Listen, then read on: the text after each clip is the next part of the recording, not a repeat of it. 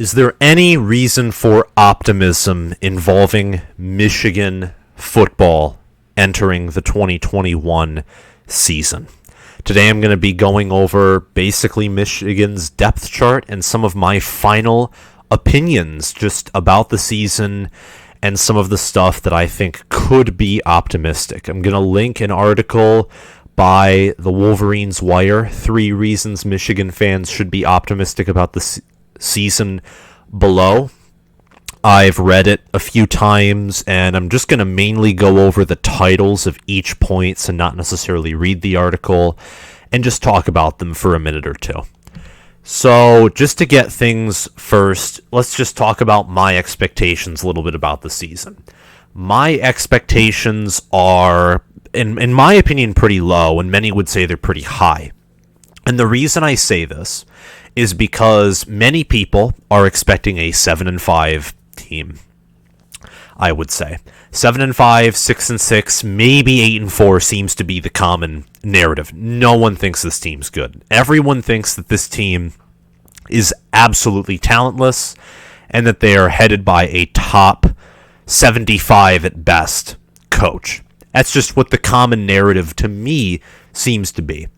And I don't necessarily think that's true, despite the fact that I probably despise the current head coach more than a lot of people who are saying that Michigan is going to be a 6-6 team with a talentless head coach. No, the reason I don't like Harbaugh isn't only because I think that he's not done a good job. It's also because I've seen what he's done at other schools, and he just isn't doing it here. It's like almost he's refusing to do the things necessary to change. So my expectations are 8-4, probably have one of the best defenses in the country, and that will be with a likely horrid offense. I really don't have much faith for this offense.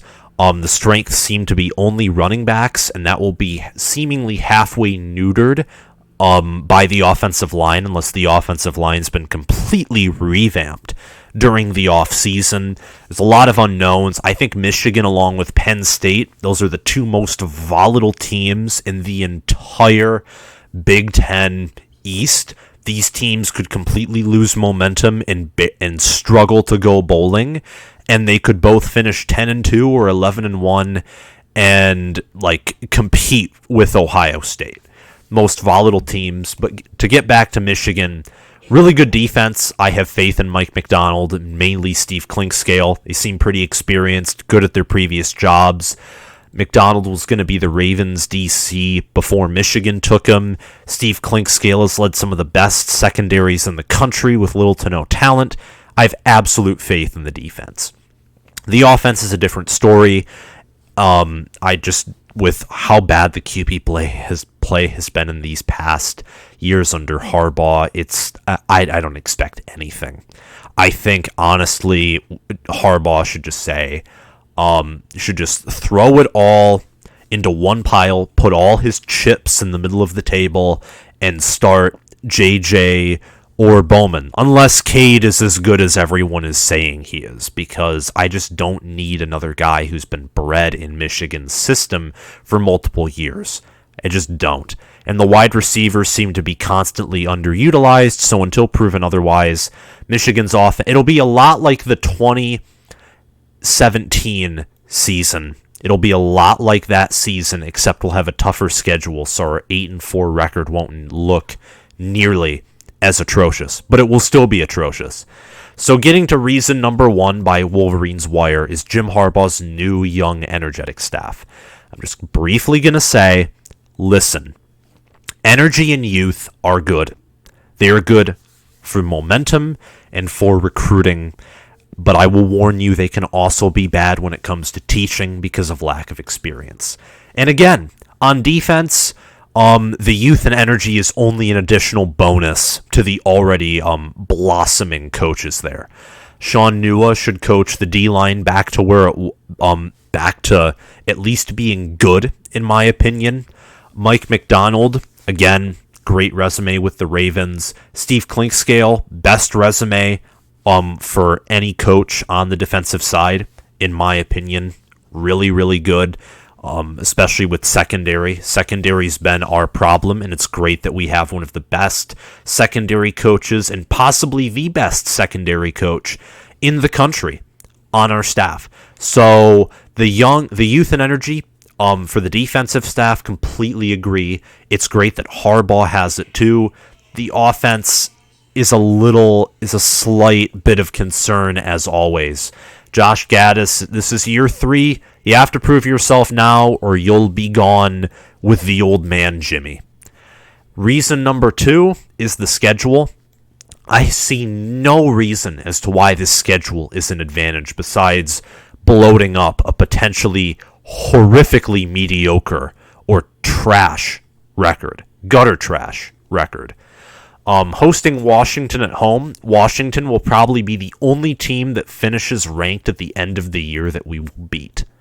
I don't think we're beating Indiana. That game will probably be decided by the flip of a coin, but if it's decided by the flip of the coin, I look to either home field advantage or if the other head coach of the other team I think is way better than my head coach, I take that team. In Indiana, I think Tom Allen's the better coach than Jim Harbaugh.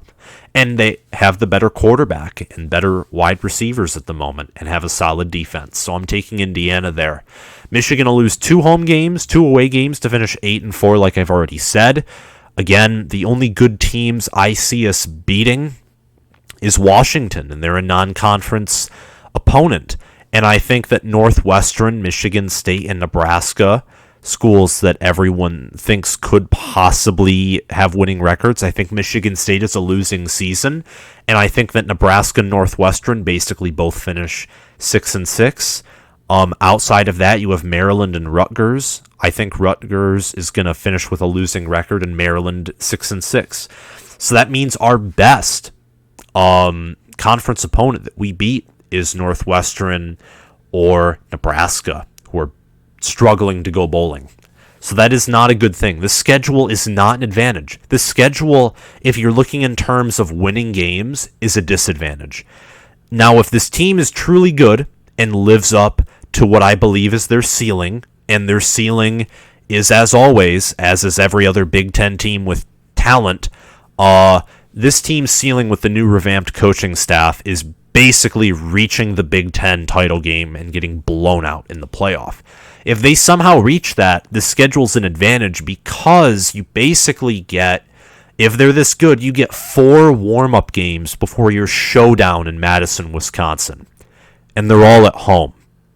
And that's really good. That's great for Michigan.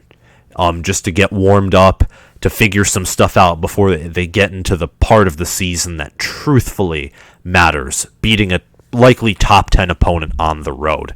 And finally, number 3, the talent argument. Michigan has plenty of talent. And they do. Michigan always has talent.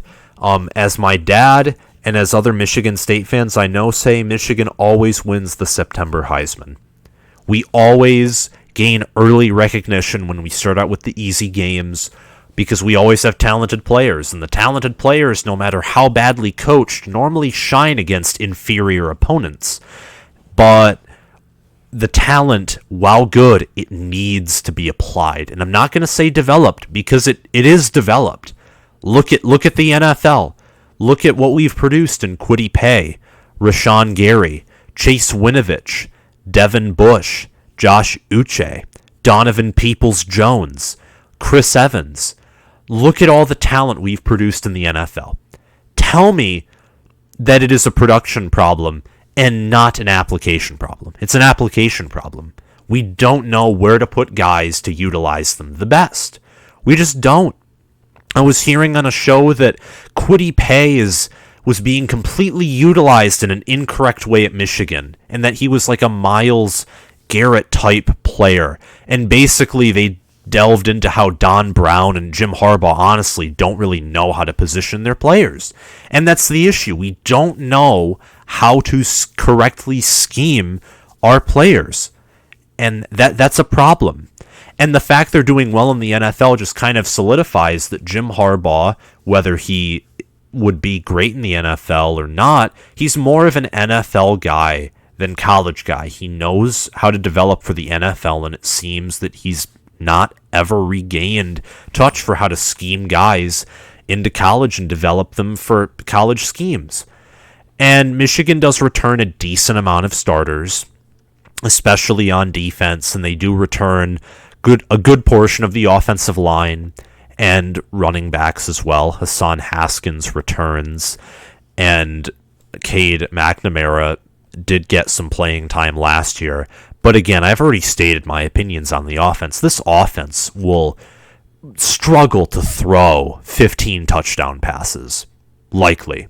That's just my guess. They're going to look good. There'll be some holes. The hype will show despite the obvious signs of weakness against some of these group of 5 schools. And then we'll go into Madison, Wisconsin, and we'll probably be shut out like 35-0, 28-0, something. Our defense will hold in the gates from being destroyed 63-0 or something like that.